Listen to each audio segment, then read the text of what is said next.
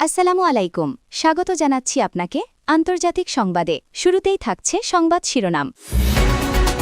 প্রথমেই জানিয়ে দিব, হঠাৎ বিক্ষোভে উত্তাল ইরান, পতনের মুখে খামেনি সাম্রাজ্য, পেছনে আমেরিকার বড় চক্রান্ত। এরপর জানবেন, গাজায় সেনা পাঠানোর প্রস্তুতি পাকিস্তানের, কঠিন হুঁশিয়ারি পাক সেনাপ্রধানের। এরপর জানবেন, নতুন বছরে যুদ্ধে জড়াতে পারে ভারত পাকিস্তান। আরও জানবেন, এবার পুতিনের বাসভবনে ড্রোন হামলা, ইউক্রেনকে দায়ী করে রাশিয়ার পারমাণবিক হামলার ঘোষণা। সর্বশেষ জানবেন, আমেরিকার চোখে চোখ রেখে আবারও পারমাণবিক ক্ষেপণাস্ত্র পরীক্ষা চালাল উত্তর কোরিয়া, নিজেই তদারকি করলেন কিম জং উন। এতক্ষণ শুনছিলেন সংবাদ শিরোনাম, এখন বিস্তারিত। ইরানে হঠাৎ করে ছড়িয়ে পড়া ব্যাপক বিক্ষোভে নতুন করে অস্থিরতা দেখা দিয়েছে। রাজধানী তেহরান সহ একাধিক বড় শহরে সরকার বিরোধী স্লোগান, সংঘর্ষ ও নিরাপত্তা বাহিনীর কড়াকড়িতে পরিস্থিতি ক্রমেই উত্তপ্ত হয়ে উঠছে। এই বিক্ষোভকে কেন্দ্র করে দেশটির শাসন ব্যবস্থা নিয়ে প্রশ্ন উঠতে শুরু করেছে। বিশ্লেষকদের কেউ কেউ বলছেন, দীর্ঘদিনের চাপের মুখে খামেনির নেতৃত্বাধীন ক্ষমতা কাঠামো বড় সংকটে পড়েছে। ইরানি কর্তৃপক্ষ দাবি করছে, সাম্প্রতিক এই বিক্ষোভ স্বতঃস্ফূর্ত নয়। সরকারের পক্ষ থেকে অভিযোগ তোলা হয়েছে, যুক্তরাষ্ট্র ও তাদের মিত্ররা পরিকল্পিতভাবে সামাজিক যোগাযোগ মাধ্যম ও গোপন নেটওয়ার্ক ব্যবহার করে অস্থিরতা উস্কে দিচ্ছে। ইরানের বিপ্লবী গার্ডের একাধিক কর্মকর্তার ভাষ্য, এটি সফটওয়্যারের অংশ, যার লক্ষ্য ইসলামী প্রজাতন্ত্রকে দুর্বল করা। অন্যদিকে মানবাধিকার সংগঠনগুলো বলছে, অর্থনৈতিক সংকট, মূল্যস্ফীতি, বেকারত্ব ও রাজনৈতিক স্বাধীনতার অভাবই বিক্ষোভের মূল কারণ। তাদের মতে, জনগণের দীর্ঘদিনের ক্ষোভ এখন বিস্ফোরিত হচ্ছে। বিক্ষোভকারীদের অভিযোগ, সরকার জনগণের দাবি উপেক্ষা করে শুধু শক্তি প্রয়োগের পথ বেছে নিচ্ছে।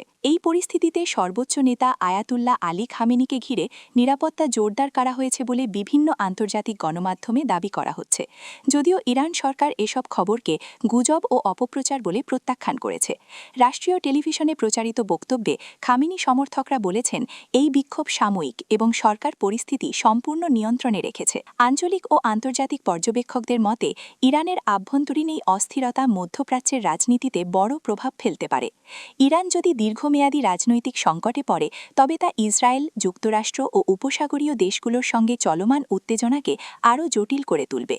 সব মিলিয়ে ইরানে চলমান বিক্ষোভ দেশটির ভবিষ্যৎ রাজনৈতিক গতিপথ নিয়ে নতুন করে আলোচনা শুরু করেছে। এটি আদৌ শাসন ব্যবস্থার জন্য বড় হুমকি হয়ে উঠবে কিনা, নাকি কঠোর দমননীতির মধ্য দিয়ে পরিস্থিতি আবারও নিয়ন্ত্রণে আসবে, সেদিকেই এখন তাকিয়ে আছে গোটা বিশ্ব। এরপর জানবেন, গাজায় চলমান ভয়াবহ মানবিক বিপর্যয় ও ইসরায়েলি সামরিক অভিযানের প্রেক্ষাপটে বড় ধরনের ঘোষণা দিয়েছে পাকিস্তান। দেশটির শীর্ষ সামরিক নেতৃত্ব ইঙ্গিত দিয়েছে, প্রয়োজন হলে গাজায় সেনা পাঠানোর বিষয়টি বিবেচনায় নেওয়া হচ্ছে। পাকিস্তানের সেনাপ্রধানের সাম্প্রতিক কঠোর বক্তব্যে মধ্যপ্রাচ্য সহ আন্তর্জাতিক অঙ্গনে নতুন করে উত্তেজনা ছড়িয়ে পড়েছে। পাকিস্তানি সেনাপ্রধান এক বক্তব্যে বলেন, ফিলিস্তিনের নিরীহ মানুষের ওপর চলমান হামলা মুসলিম বিশ্বের জন্য গভীর উদ্বেগের বিষয়। গাজায় শিশু, নারী ও বেসরকারি নাগরিকদের হত্যার মাধ্যমে আন্তর্জাতিক আইন ও মানবাধিকার চরমভাবে লঙ্ঘন করা হচ্ছে। তিনি হুঁশিয়ারি দিয়ে বলেন, পরিস্থিতি আরও ভয়াবহ হলে পাকিস্তান নীরব দর্শক হয়ে থাকবে না। সেনাপ্রধানের বক্তব্যের পরপরই ইসলামাবাদী নিরাপত্তা ও পররাষ্ট্রনীতি বিষয়ক উচ্চ পর্যায়ের বৈঠক অনুষ্ঠিত হয়। বৈঠকে গাজার সাম্প্রতিক পরিস্থিতি, আঞ্চলিক নিরাপত্তা ঝুঁকি এবং সম্ভাব্য সামরিক ও কূটনৈতিক পদক্ষেপ নিয়ে আলোচনা হয়েছে বলে জানা গেছে। সরকারি সূত্রগুলো বলছে, মানবিক সহায়তার পাশাপাশি আন্তর্জাতিক মঞ্চে আরও কঠোর অবস্থান নিতে প্রস্তুত হচ্ছে পাকিস্তান। এই ঘোষণায় ইসরায়েল ও তার মিত্র দেশগুলোতে উদ্বেগ দেখা দিয়েছে।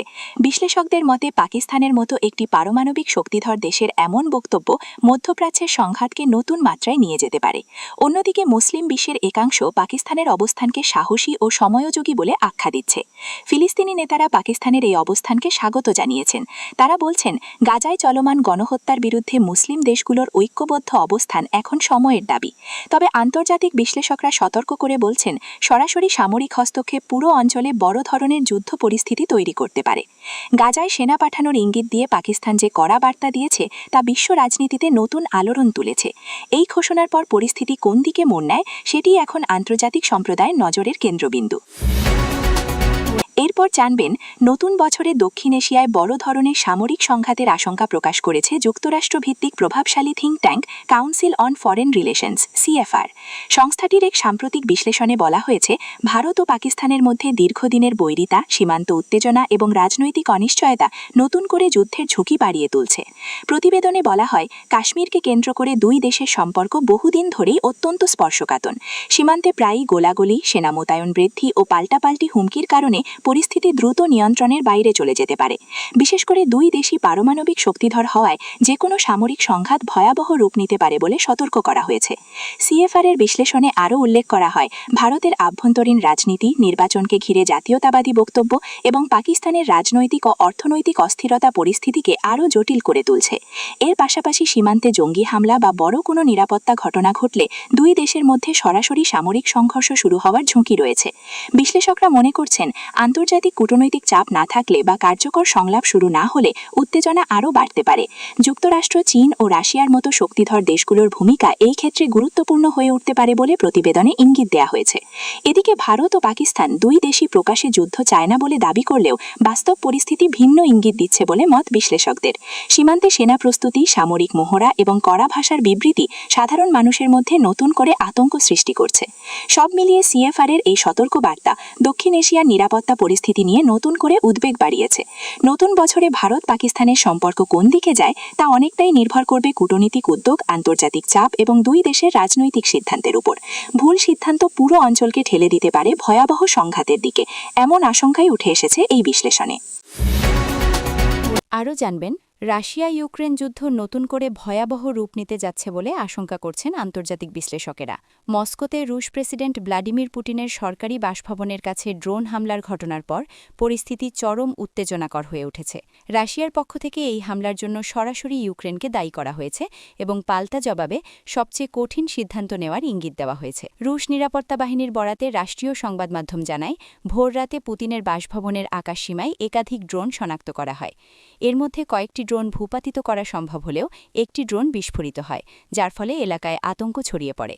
যদিও পুতিন এই ঘটনায় অক্ষত রয়েছেন, তবে ঘটনাটিকে রাশিয়ার সার্বভৌমত্বের উপর সরাসরি হামলা হিসেবে দেখছে ক্রেমলিন। এই ঘটনার পর এক বিবৃতিতে রাশিয়ার প্রতিরক্ষা মন্ত্রণালয় জানায়, এটি ইউক্রেনের পরিকল্পিত সন্ত্রাসী হামলা। বিবৃতিতে আরও বলা হয়, যদি রাশিয়ার নেতৃত্ব ও রাষ্ট্রীয় নিরাপত্তা এভাবে হুমকির মুখে পড়ে, তাহলে মস্কো পারমাণবিক অস্ত্র ব্যবহারের পথও বিবেচনায় নিতে পারে। এই বক্তব্য বিশ্বজুড়ে নতুন করে আতঙ্ক সৃষ্টি করেছে। অন্যদিকে ইউক্রেন সরকার এই অভিযোগ অস্বীকার করেছে। কিয়েভের দাবি, পুতিনের বাসভবনে হামলার সঙ্গে ইউক্রেনের কোনো সংশ্লিষ্টতা নেই এবং এটি রাশিয়ার অভ্যন্তরীণ নিরাপত্তা ব্যর্থতা আড়াল করার চেষ্টা হতে পারে। তবে রাশিয়া এই ব্যাখ্যা মানতে নারাজ। এদিকে যুক্তরাষ্ট্র, ইউরোপীয় ইউনিয়ন ও জাতিসংঘ গভীর উদ্বেগ প্রকাশ করেছে। পারমাণবিক হামলার হুমকি বিশ্বকে আরও বিপজ্জনক পরিস্থিতির দিকে ঠেলে দিতে পারে বলে সতর্ক করেছেন আন্তর্জাতিক নেতারা। অনেকেই আশঙ্কা করছেন, এই ঘটনার মাধ্যমে রাশিয়া যুদ্ধের মাত্রা আরও এক ধাপ বাড়াতে চাইছে। বিশ্লেষকদের মতে, পুতিনের বাসভবনে ড্রোন হামলা রাশিয়ার জন্য একটি বড় মনস্তাত্ত্বিক ধাক্কা। যুদ্ধ শুরুর পর এই প্রথম রুশ প্রেসিডেন্টের ব্যক্তিগত নিরাপত্তা এভাবে প্রশ্নের মুখে পড়ল। এর জবাবে পারমাণবিক অস্ত্রের হুমকি দেওয়া হলে তা শুধু ইউক্রেন নয়, গোটা বিশ্বের জন্য ভয়াবহ পরিণতি ডেকে আনতে পারে। পুতিনের বাসভবনে ড্রোন হামলার পর রাশিয়ার পারমাণবিক হামলার ঘোষণায় বিশ্ব আবারও এক অজানা আশঙ্কার মুখে দাঁড়িয়ে। কূটনৈতিক সমাধান না এলে এই যুদ্ধ যে আরও ভয়ঙ্কর দিকে মোড় নিতে পারে, সেই আশঙ্কাই এখন সবচেয়ে বেশি। সর্বশেষ জানবেন, আন্তর্জাতিক অঙ্গনে নতুন করে উত্তেজনা সৃষ্টি করে আবারও পারমাণবিক সক্ষমতা সম্পন্ন ক্ষেপণাস্ত্র পরীক্ষা চালিয়েছে উত্তর কোরিয়া। যুক্তরাষ্ট্র ও তার মিত্রদের কঠোর সতর্কবার্তা উপেক্ষা করেই এই পরীক্ষা চালানো হয়। সবচেয়ে তাৎপর্যপূর্ণ বিষয় হল, এই ক্ষেপণাস্ত্র পরীক্ষার পুরো কার্যক্রম নিজ চোখে পর্যবেক্ষণ করেন উত্তর কোরিয়ার সর্বোচ্চ নেতা কিম জং উন। উত্তর কোরিয়ার রাষ্ট্রীয় গণমাধ্যম জানায়, পরীক্ষিত ক্ষেপণাস্ত্রটি দীর্ঘ পাল্লার এবং এটি পারমাণবিক ওয়ারহেড বহনে সক্ষম। ক্ষেপণাস্ত্রটি সফলভাবে নির্ধারিত লক্ষ্যবস্তুতে আঘাত এনেছে বলে দাবি করা হয়েছে। কিম জং উন বলেন, এই পরীক্ষা দেশের আত্মরক্ষা সক্ষমতা আরও শক্তিশালী করেছে এবং শত্রুদের জন্য এটি একটি স্পষ্ট বার্তা। এই পরীক্ষাকে সরাসরি যুক্তরাষ্ট্রের প্রতি চ্যালেঞ্জ হিসেবে দেখছেন আন্তর্জাতিক বিশ্লেষকরা। সম্প্রতি দক্ষিণ কোরিয়া ও জাপানের সঙ্গে যুক্তরাষ্ট্রের যৌথ সামরিক মহড়া এবং কোরীয় উপদ্বীপে মার্কিন সামরিক উপস্থিতি বৃদ্ধির প্রতিক্রিয়াতেই পিয়ংইয়ং এই পদক্ষেপ নিয়েছে বলে ধারণা করা হচ্ছে। ক্ষেপণাস্ত্র উৎক্ষেপণের পরপরই যুক্তরাষ্ট্র, দক্ষিণ কোরিয়া ও জাপান তীব্র নিন্দা জানায়। হোয়াইট হাউস এক বিবৃতিতে জানায়, উত্তর কোরিয়ার এই পদক্ষেপ আঞ্চলিক ও বৈশ্বিক নিরাপত্তার জন্য মারাত্মক হুমকি। দক্ষিণ কোরিয়া তাদের সামরিক বাহিনীকে সর্বোচ্চ সতর্ক অবস্থায় রেখেছে এবং জাপান আকাশ ও সমুদ্র নিরাপত্তা জোরদার করেছে। অন্যদিকে কিম জং উন স্পষ্ট ভাষায় বলেছেন, উত্তর কোরিয়ার সার্বভৌমত্ব ও নিরাপত্তা রক্ষায় প্রয়োজনে আরও শক্তিশালী অস্ত্র পরীক্ষা চালানো হবে।